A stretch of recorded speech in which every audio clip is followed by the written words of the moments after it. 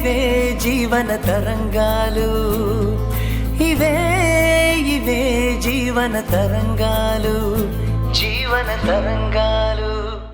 మీరు సరి చేస్తే సరే, లేకపోతే ఆ దేవుడు మీకు మంచి చేయడు. అమ్మా రావే.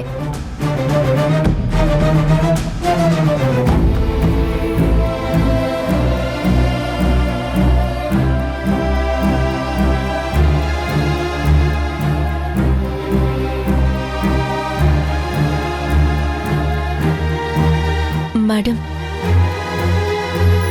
అమ్మ కోపంలో ఏదో అలా మాట్లాడింది. ప్లీజ్ ఏమనుకోకండి. దాన్ని మనసులో పెట్టుకుని నా కాపురాన్ని టార్గెట్ చేయకండి. మా ఆయనతో మా గురించి తప్పుగా చెప్పకండి. మీకు మంచి హోదా ఉంది, అధికారం ఉంది. నాకు అవేవీ లేవు. చివరికి ఒంటరిగా బతికే ధైర్యం కూడా లేదు. నా బిడ్డ చనిపోయింది, అచ్చం మా ఆయన పోలికే. ఆ బిడ్డ చనిపోతే మా ఆయన కన్నా నాకే ఎక్కువ బాధగా ఉంది. కానీ ఆయన మాత్రం మా నాన్న చేసిన పాపాలకే మా బిడ్డ చనిపోయిందన్న బాధలో ఉన్నారు. నాకు తెలీదండి నిజంగా ఇలా అవుతుందని. మీరు ఆయనకు ఒక మాట చెప్పండి. ఆయన కావాలి అంటే ఇంకో పెళ్లి చేసుకోవచ్చు, ఇంకో బిడ్డ పుడుతుంది. కానీ నేనేమైపోవాలి?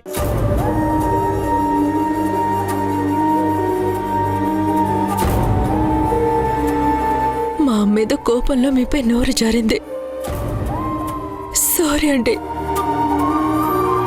నేను ఆయన లేకుండా ఉండలేనండి. ఆయనకు అదే విషయం అర్థమయ్యేలా చెప్పండి ప్లీజ్.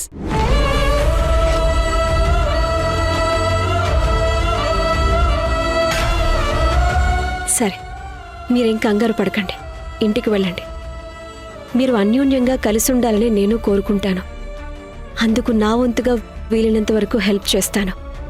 మీ వారితో మాట్లాడి నచ్చజెప్పే ప్రయత్నం చేస్తాను. ఇక వెళ్ళండి.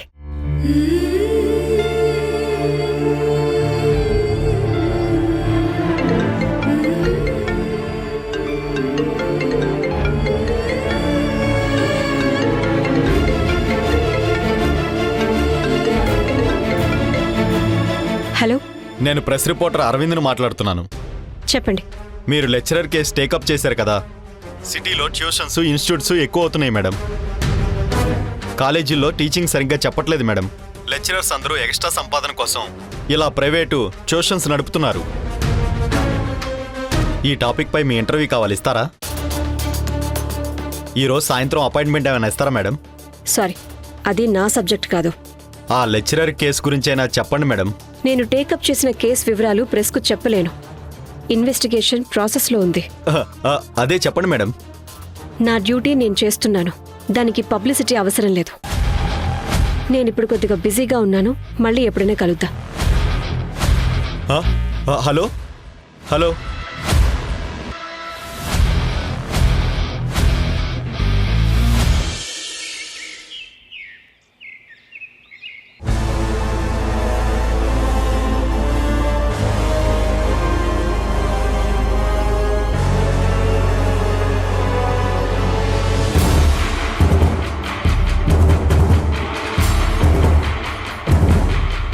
నీలకంఠం గారు, మా అల్లుడు ఇంటికే రావడం లేదు.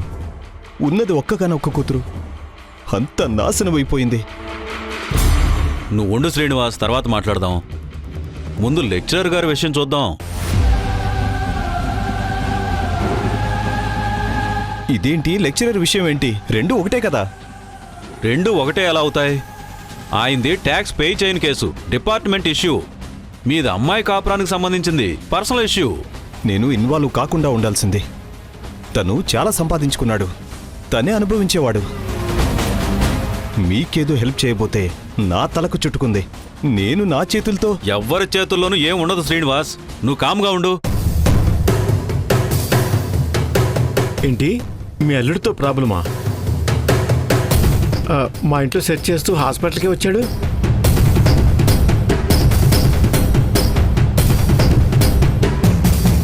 వచ్చాడు వెళ్ళాడు, అది కాదు పాయింట్ ఇప్పుడు. శ్రీనివాస్, నువ్వు కొద్దిసేపు వెయిట్ చేయి. ప్రమోద్ గారు, ముందు మీరు వచ్చిన పని చెప్పండి. ఏమీ లేదండి, నాకు టెన్షన్గా ఉంది.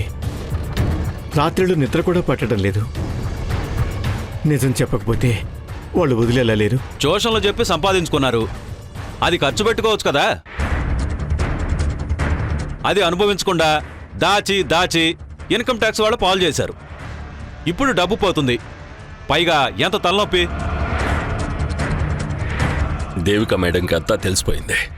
ప్రమోద్ గారింట్లో దొరికిన ఎఫ్డి బాండ్స్ నా ఫైనాన్స్ కంపెనీలో డిపాజిట్ చేశానని తనకంతా తెలిసిపోయింది.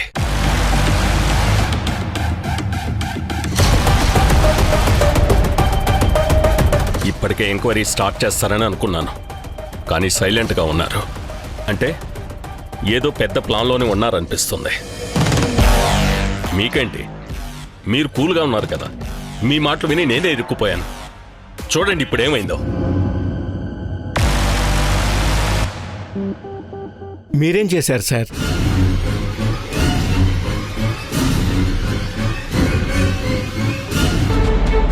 ఇప్పుడు నీకేమైంది? ఏమీ కాలేదు కదా, నువ్వు అనవసరంగా టెన్షన్ తీసుకోకు. ప్రమోద్ గారు, మీరు చెప్పండి, ఏం చేద్దాం అనుకుంటున్నారు? అబద్ధాలు చెప్పే అలవాటు నాకు లేదు. ఇంకా ఈ టెన్షన్ భరించటం నా వల్ల కాదు. అందుకని వెళ్ళి నిజం చెప్పేస్తా. అంటే ఉన్నది ఉన్నట్టుగా నిజం చెప్పేస్తా. అప్పుడు నీ జాబ్ పోద్ది. కానీ నా వల్ల కావట్లేదు సార్. ఈ ప్రెజర్ తట్టుకోలేకపోతున్నాను. మీరు నిజం చెప్తే నాకు ప్రాబ్లం అవుతుంది. నేను ఒప్పుకోను దానికి. అదేనా మీరిచ్చే సలహా?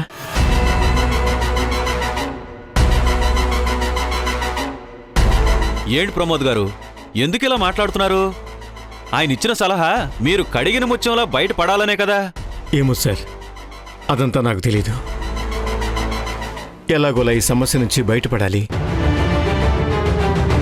చేతిలో ఉన్న డబ్బంతా పోవచ్చు, ఇల్లు కూడా జప్తు చేయొచ్చు, ఆఖరికి అద్దెంట్లో ఉండాల్సి రావచ్చు, జాబ్ కూడా పోవచ్చు. పోతే పోనివ్వండి సార్. కానీ రోజూ టెన్షన్ పడుతూ కొద్ది కొద్దిగా చావడం కంటే ఒకేసారి అంతా చెప్పేసి బయటపడటమే మేలనిపిస్తోంది. అయినా కూడా బయటపడే పరిస్థితి లేకపోతే ఒకేసారి ప్రాణాలు తీసుకుని చనిపోవటం మంచిది. అప్పుడైనా సుఖంగా ఉంటుంది. అంత వరీ కాకండి లెక్చరర్ గారు. పొట్టడం నిజం, గిట్టడం నిజం, నడువంతా నాటకమే. నటిస్తూ 4 కాలాలు బతకాలే తప్ప చావకూడదు. మీరు ధైర్యంగా ఉండండి. శ్రీనివాస్ గారు, లెక్చరర్ గారు చాలా టెన్షన్గా ఉన్నారు, ఆయన ఇంటికి తీసుకెళ్ళండి. మరి నా అల్లుడి సంగతి? ఉదయం ఇంటి దగ్గరకు వస్తాను, అక్కడ మాట్లాడుకుందాం. సరే. లెక్చరర్ గారు, సార్, ఒక వారం వెయిట్ చేయండి, ఏదో ఒక దారి దొరుకుతుంది. కాలం చాలా గొప్పది, ఎవరినైనా వీక్ చేయగలదు, ఎవరినైనా స్ట్రాంగ్ చేయగలదు. మీరు నిశ్చింతగా ఉండండి. అలాగే సార్, వెళ్ళండి. ఉంటాను.